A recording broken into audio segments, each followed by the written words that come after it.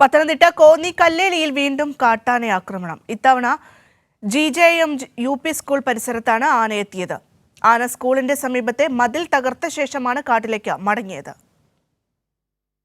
UP school പരിസരത്തേക്ക് ഇന്ന് രാവിലെ 7 മണിയോടെയാണ് കാട്ടാന എത്തിയത്. സ്കൂളിന്റെ സമീപത്തെ മതിൽ തകർത്ത ആന പ്രദേശത്ത് നിലയുറപ്പിക്കുകയായിരുന്നു.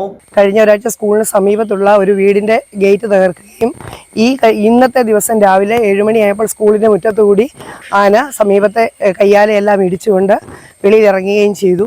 1 മുതൽ 7 വരെയുള്ള കുട്ടികൾ, അതായത് 10-12 വയസ്സ് വരെയുള്ള കുട്ടികളാണ് ഇവിടെ പഠിക്കുന്നത്. ഞങ്ങളെല്ലാം വളരെയധികം ഭീതിയിലാണ്.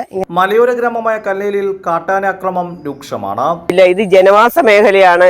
ഈ ജനവാസ മേഖലയിൽ ഇതുപോലെ ആനകൾ വന്ന് സ്കൂളും പരിസരവും കുട്ടികളെയും ഉപദ്രവിക്കുന്ന രീതിയിൽ വരിക എന്ന് പറയുന്നത് ഞങ്ങളെ സംബന്ധിച്ചിടത്തോളം വളരെയധികം, ജനങ്ങളെ സംബന്ധിച്ചിടത്തോളം ഭയത്തിലാണ് അവര്. അതിജീവനത്തിനായുള്ള പോരാട്ടത്തിലാണ് കല്ലേലി നിവാസികൾ. കൈരളി ന്യൂസ്, പത്തനംതിട്ട.